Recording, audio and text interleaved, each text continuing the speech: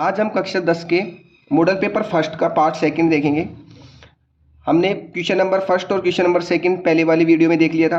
अब question number third का first देखेंगे। क्वेश्चन नंबर फर्स्ट का थर्ड जो है वो है क्वेश्चन 1260 के अभाज्य गुणनखंडों को घातांक के रूप में लिखिए। तो घातांक के रूप में लिखने के लिए सबसे पहले हमें जो भी संख्या दी गई है इसके अभाज्य गुणनखंड करने पड़ेंगे। हमने अभाज्य गुणनखंड कर लिए। 1260 में इकाई का अंक 0 है तो सबसे पहले 2 का भाग दिया। 2 का भाग देने के बाद हमें 630 मिला। इसका इकाई के अंक में भी 0 है तो इसमें भी 2 का भाग दिया और हमें 315 मिला। इसके इकाई के अंक में 5 था लेकिन इनके सबके अंकों का योग करने पर उसमें 3 का भाग जा रहा था तो सबसे पहले हमने 3 का भाग दिया, फिर हमें 105 मिला।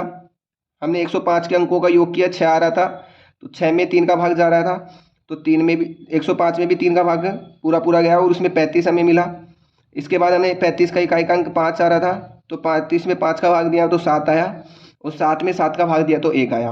अब इस क्वेश्चन में बोल रहा है कि इसके जो अभाज्य गुणनखंड जो हमें मिले हैं इनको घातों के रूप में लिखना है। तो घातों के रूप में कैसे लिखते हैं, सबसे पहले 1260 को ऐसे कैसे लिख लेंगे और इनके अभाज्य गुणनखंडों को इसके सामने लिखेंगे। 2 गुणा 2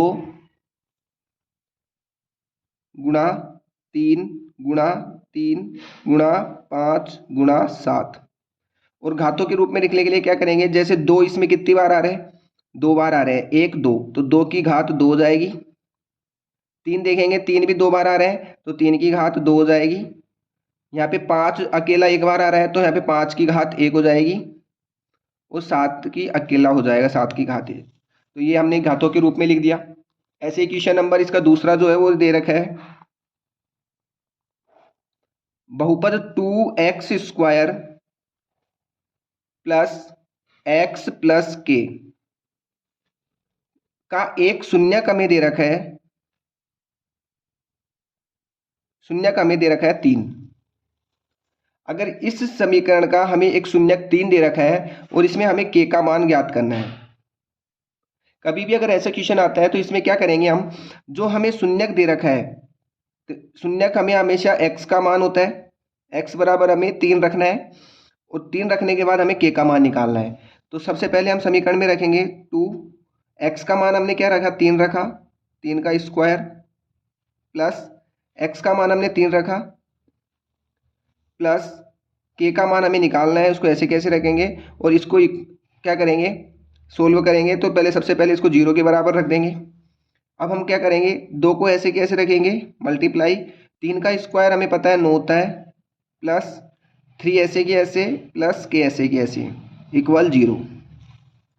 अब हम क्या करेंगे, 9 को पहले 2 से गुणा करेंगे तो 18 होगा प्लस 3 ऐसे की ऐसे प्लस k ऐसे की ऐसे इक्वल 0। 18 में 3 को क्या करेंगे, मल्टीप्लाई करेंगे, वो ऐड करेंगे तो 18 में 3 को जोड़ेंगे तो 21 होगा प्लस k बराबर 0। और k का मान निकालेंगे तो हमें 21 का उधर पक्षांतरण करेंगे तो प्लस का 21 जो है उधर माइनस का 21 होगा और हमें k का मान -21 मिल गया। ऐसे ही हम क्या करेंगे, क्वेश्चन नंबर थर्ड देखेंगे। क्वेश्चन नंबर थर्ड जो है वो है 9 पेंसिल और 8 पेन का मूल्य 54 रुपए है। 9 पेंसिल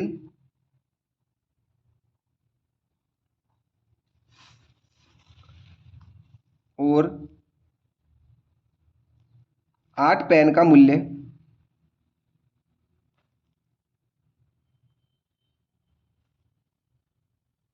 54 रुपए है। तो इसे हमें क्या करना है, बीजगणितीय रूप में व्यक्त करना है। तो बीजगणितीय रूप में व्यक्त करने के लिए हमें जो भी इक्वेशन दी हुई है इसमें हमें 2 चीज़ें देगा, एक को हमें x मानना है, दूसरी चीज़ को हमें y मानना है। तो हमने क्या किया कि पेंसिल के मूल्य को तो हमने x मान लिया और पेन का जो मूल्य है उसको y मान लेंगे। तो सबसे पहले हम मानेंगे पेंसिल का मूल्य, पेंसिल का मूल्य बराबर x मान लेंगे और पेन का मूल्य जो है वो हम मानेंगे y।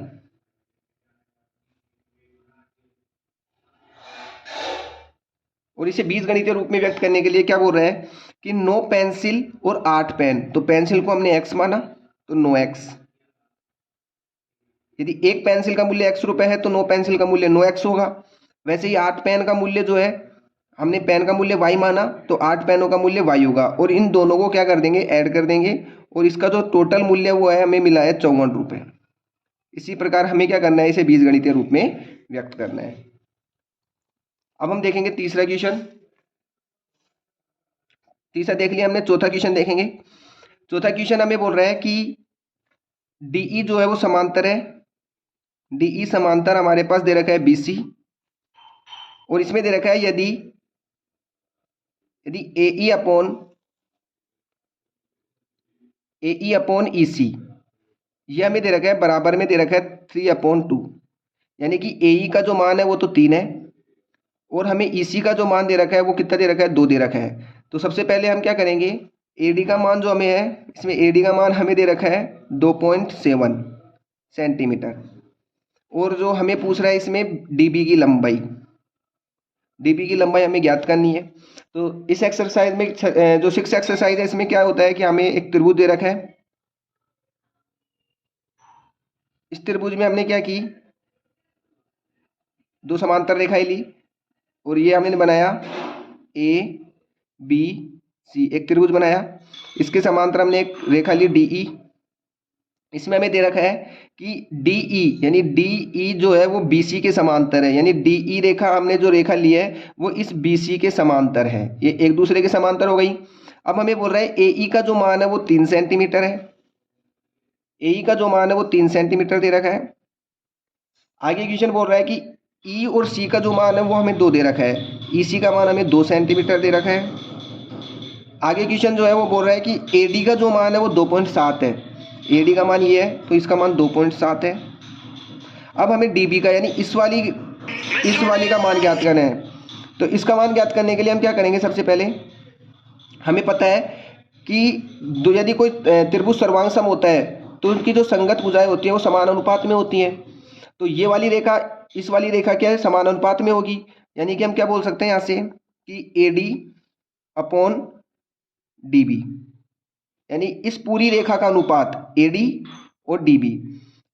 तो ये वाली जो अनुपात होगा वो इस वाली रेखा के अनुपात के बराबर होगा। तो इसका अनुपात क्या है, एई बराबर एई अनुपात ईसी, और यहाँ पे मान रखेंगे तो एडी का मान कितना है, 2.7।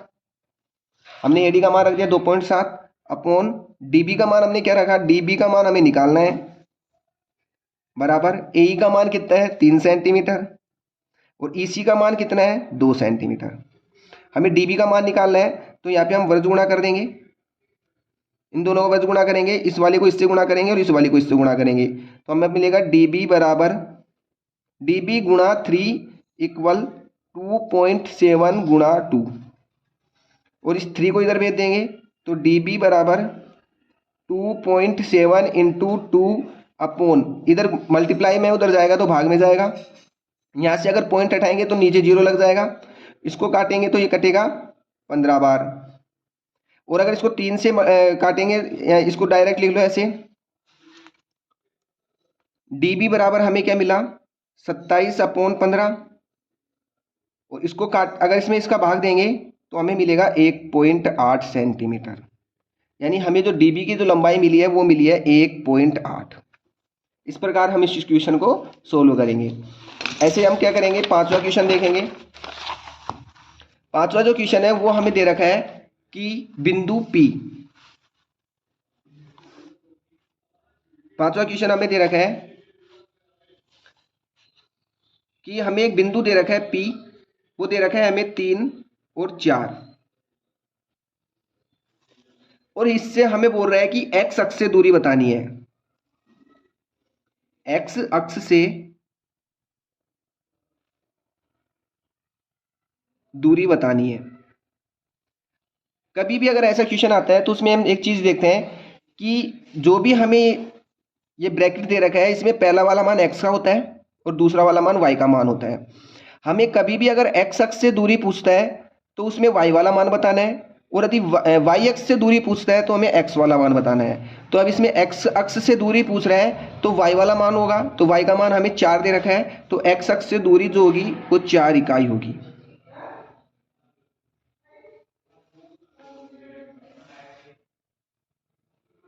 छठा क्वेश्चन है,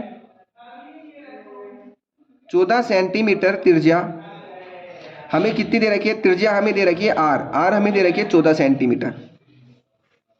और इसमें बोल रहा है गोले का संपूर्ण पृष्ठीय क्षेत्रफल ज्ञात कीजिए। अगर गोले का संपूर्ण पृष्ठीय क्षेत्रफल ज्ञात करेंगे, गोले का संपूर्ण पृष्ठीय क्षेत्रफल इसका फॉर्मूला हमें मिलता है 4πr²। अब हम क्या करेंगे, यहाँ पे 4 का मान ऐसे कैसे रखेंगे, इंटू पाई का मान कैसे रखेंगे। पाई का मान जो है वो हमारे पास होता है 22/7 और आर का जो मान होता है वो होता है हमारे पास 14 सेंटीमीटर। 14 × 14। अब 7 को काटेंगे 14 से तो 2 बार, और यहाँ से हम इसको सबको मल्टीप्लाई करेंगे, यानी कि 4 × 22 × 2 × 14 को अगर हम मल्टीप्लाई करते हैं तो हमें मिलता है 2464 सेंटीमीटर वर्ग सेंटीमीटर।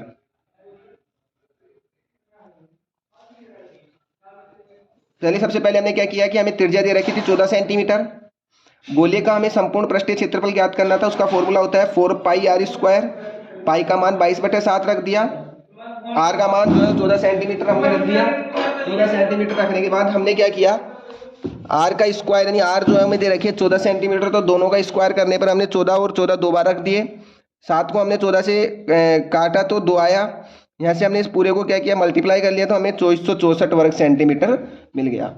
ऐसे ही हम अगला क्वेश्चन करेंगे। 7वां जो क्वेश्चन दे रखा है वो हमें दे रखा है एक बेलन की ऊंचाई जो दे रखी है, एक बेलन की जो है ऊंचाई हमें दे रखी है 11 सेंटीमीटर। ऊंचाई हमें 11 सेंटीमीटर दे रखी है। ऊंचाई एच हमें कितनी दे रखी है, 11 सेंटीमीटर। एच हमें 11 सेंटीमीटर दे दी।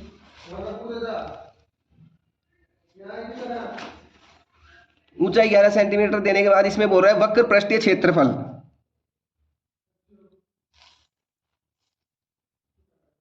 वक्र पृष्ठीय क्षेत्रफल जो है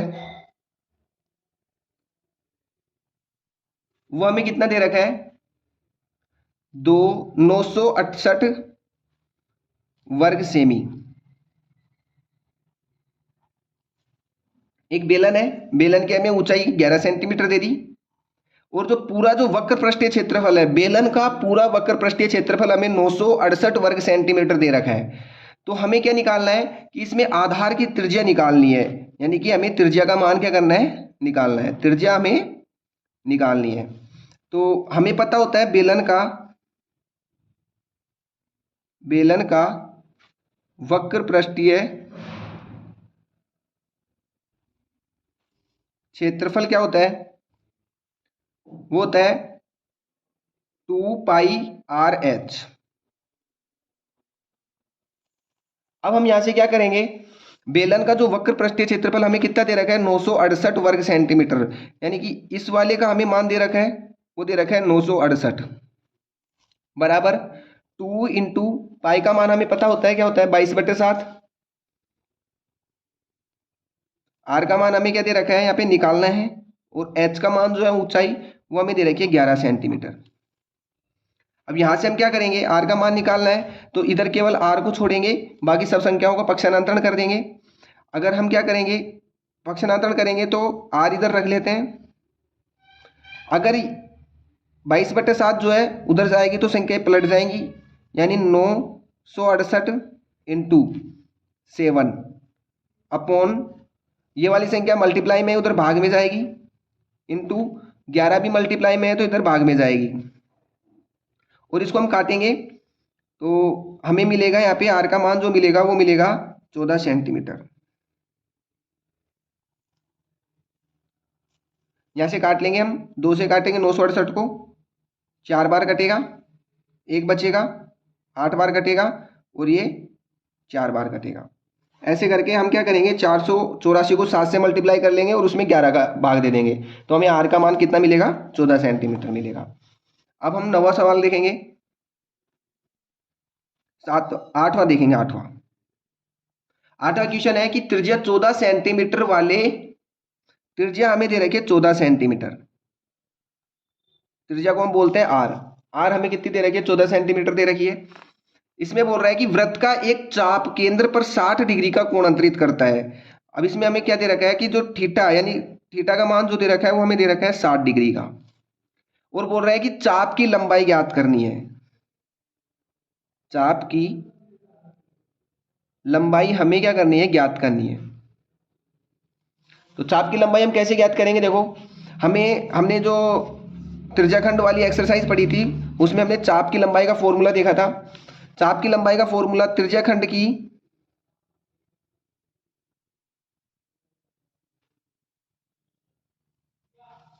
चाप की लंबाई का जो फॉर्मूला था वो था अपने पास 2 पाई r theta upon 180 degree, 360 degree, sorry 360। अगर हम दो फॉर्मूले थे इसके, एक तो था थीटा अपॉन 360 इंटू 2 पाई r, ऐसे भी लिख सकते हैं, और इसको लिख सकते हैं अपन सबको एक साथ लिख के 2 पाई r थीटा अपॉन 360, किसी भी तरीके से लिख सकते हैं दोनों से। अब हम यहाँ से क्या करेंगे, थीटा का मान रखेंगे। तो थीटा का मान हमें दे रखा है 60 डिग्री अपॉन 360 इंटू 2 का मान हमें ऐसे कैसे रखना है, पाई का मान 22/7 होता है, इंटू आर जो त्रिज्या है, त्रिज्या का मान हमें दे रखी है 14 सेंटीमीटर। अब हम क्या करेंगे, यहाँ से इस जीरो को इस जीरो से काट देंगे, 6 को 36 से काटेंगे 6 बार, और 7 को 14 से काटेंगे 2 बार। ऐसे ही हम 2 को 6 से काटेंगे 3 बार, तो हमें मिलेगा 22 गुणा 2 अपॉन 3, और हमें मिलेगा यहाँ पे अगर इसका मल्टीप्लाई करेंगे तो 44 अपॉन 3, और हमें मिलेगा यहाँ पे 14.67 सेंटीमीटर। यानी अगर हम इसमें भाग देंगे तो हमें पूरा जो मान मिलेगा, चाप की लंबाई मिलेगी 14.67 सेंटीमीटर। हमने क्या किया, आर हमें दे रखी थी, थीटा का मान हमें दे रखा था, चाप की लंबाई निकालना है, फॉर्मूला लगाया, थीटा का मान हमने 60 डिग्री रखा, 360 अपॉन में रखा, और जो कट रहा था उसको काट लिया, और भाग देने के बाद हमें 14.67 सेंटीमीटर हमें चाप की लंबाई मिल गई। हम देखेंगे हम नवा क्वेश्चन। नवा जो क्वेश्चन है वो है 6 सेंटीमीटर ऊंचे एक खंबे की छाया 2√3 मीटर लंबी हो तो सूर्य का उन्नयन कोण ज्ञात कीजिए। हमें दे रखा है कि एक 6 मीटर ऊंचा एक खंबा दे रखा है, हमने एक खंबा बनाया 6 मीटर ऊंचा, 6 मीटर एक ऊंचा खंबा बना लिया। इस खंबे की जो छाया है, खंबा इधर है तो इसकी छाया आगे की साइड बनेगी, तो इसकी जो छाया है वो 2√3 मीटर, यानी कि ये जो छाया है वो 2√3 मीटर दे रखी है। ऊंचाई 6 मीटर थी, तो जो छाया की जो लंबाई थी वो 2√3 है, और हमें सूर्य का उन्नयन कोण ज्ञात करना है। तो उन्नयन कोण हमेशा नीचे से ऊपर बनता है, यानी ये वाला थीटा यानी जो ये कोण है वो हमें ज्ञात करना है। इसके लिए क्या करना पड़ेगा, कभी भी हमें थीटा ज्ञात करना होगा तो हमें दो भुजाएं दे के रखेगा, एक भुजा ये दे रखी है, दूसरी भुजा दे रखी है। इन दोनों भुजाओं से हम देखेंगे कि जो लाल बटे कक्का जो फॉर्मूला होता है, इससे हम देखेंगे कि जो दोनों भुजाएं दे रखी है वो कौन से फॉर्मूले में आ रही है। तो लंब और आधार ऐसा देखेंगे जिसमें लंब और आधार दोनों आ रहे हो, इसको नाम दे देंगे ए बी और सी। तो हमें दे रखा है लंब बटे आधार यानी कि टेन थीटा, पहला साइन का होता है, दूसरा कोस का होता है, और तीसरा टेन का होता है। तो हमें किसका दे रखा है, टेन का, टेन थीटा अपॉन बराबर लंब का मान ए बी अपॉन आधार का मान बी सी। तो यहाँ पे लिखेंगे टेन थीटा में निकालना है, tan theta equal A B का मान हमें कितना दे रखा है 6 अपॉन बी सी का मान कितना दे रखा है 2√3। अब यहाँ से क्या करेंगे, 2 को 6 से काटेंगे 3 बार, और अगर टेन थीटा बराबर √3 का 3 में भाग देंगे तो हमें मिलेगा √3। और यहाँ से क्या करेंगे, टेन थीटा ऐसे कैसे लिखेंगे, इक्वल टेन थीटा में सारणी में देखेंगे कि जो √3 है वो टेन थीटा का किसका मान होता है, तो वो मान होता है टेन 60 का। वो ऐसे कैसे लिख देंगे, टेन से टेन को काट देंगे तो हमें थीटा बराबर कितना मिलेगा 60 डिग्री। तो ऐसे हम क्या निकालते हैं, कोण का मान निकालते हैं। कभी भी अगर हमें उन्नयन कोण निकालना होगा तो कोई भी दो भुजाएं हमें देगा, और हमें थीटा का मान निकालना पड़ेगा। तो हमने जो दो भुजाएं हमें दे रखी है, हम फॉर्मूले में देखेंगे कि दोनों भुजाएं जो है वो कौन सा त्रिकोणमितीय अनुपात में आती है। तो वो हमें tan थीटा में मिलती है। tan थीटा में लंब बटे कर्ण होता है, लंब भी हमें 6 सेंटीमीटर दे रखा है और आधार भी हमें 2√3 दे रखा है। तो tan थीटा बराबर लंब बटे आधार रखेंगे, tan से tan कैंसिल करेंगे तो थीटा का मान हमें 60 मिल जाएगा। इसी प्रकार 10वां क्वेश्चन करेंगे। 10वां क्वेश्चन है 20 मीटर ऊंचे नदी के पुल से, हमने एक पुल बनाया 20 मीटर ऊंचा, 20 मीटर ऊंचा एक पुल बना दिया। इस पुल से एक नाव का अवनमन कोण जो है वो 30 डिग्री है। अगर ये पुल है और ये नदी है तो यहाँ पे जैसे मान लो नाव है, अवनमन कोण जो है वो हमेशा ऊपर से नीचे की साइड बनता है। तो यहाँ से इस नदी के पुल से कोई इंसान खड़ा होके इस जहाज को देख रहा है, तो इस जहाज को देखेगा तो नीचे की ओर अवनमन कोण बनेगा, यह अवनमन कोण बन गया, यहाँ पे बन गया 30 डिग्री का कोण। और यहाँ से लेके और यहाँ तक ये वाली दूरी नाव को पुल तक पहुँचने में कितनी दूरी तय करनी पड़ेगी। ये नाव यहाँ पे थी और ये पुल यहाँ पे है, तो इस नाव को इस पुल तक पहुँचने में कितना टाइम लगेगा। तो हम इसमें क्या करेंगे, इसको नाम दे देंगे ए, इसको बी और इसको सी। तो सबसे पहले हम क्या करेंगे, इसको यहाँ से और यहाँ तक पहुँचने में हमने मान ली x दूरी तय करनी पड़ेगी। हमने इसको x मान ली कि जो नाव है वो पुल तक पहुँचने में x समय लेगी। तो हमने क्या किया, अब हम देखेंगे कि इसमें ऐसी दो भुजाएं कौन सी हैं जो हमें दे रखी है। एक तो हमें लंब दे रखा है और हमें आधार ज्ञात करना है। तो हम क्या देखेंगे कि हमने अभी एक फॉर्मूला देखा था लाल बट्टे कक्का, जिसमें लंब बटे आधार वही tan थीटा का सूत्र लगेगा। तो tan थीटा इक्वल लंब का मान दे रखा है ए बी, आधार का मान दे रखा है बी सी। और इसमें जो है हमें थीटा अवनमन कोण जो है कितने डिग्री का बन रहा है, 30 डिग्री का बन रहा है। तो यहां से हम क्या करेंगे, अवनमन कोण हमेशा ऐसे बनता है, यानी कि ये जो कोण है ये कितने डिग्री का है, 30 डिग्री का। ठीक है, अब हम क्या करेंगे, अगर ये कोण 30 डिग्री का है तो ये हमारे पास एकांतर कोण बन रहा है। जितना कोण ये होता है 30 डिग्री का उतना कोण ये बनेगा, यानी ये भी हमें कितना दे रखा है, 30 डिग्री का। तो ये कोण 30 डिग्री का है, ये भी कोण 30 डिग्री का है। तो हम आराम से क्या निकाल सकते हैं, अब आधार निकाल सकते हैं। क्यों, क्योंकि हमें अगर कोई भी अगर भुजा का मान निकालना होता है तो हमें एक तो भुजा का मान देगा और एक थीटा का मान देगा, और अगर हमें थीटा का मान निकालना होता है तो कोई भी दो भुजाओं का मान देगा। तो हमें एक भुजा और एक थीटा का मान मिल गया। अब इस आधार का मान निकाल लेंगे।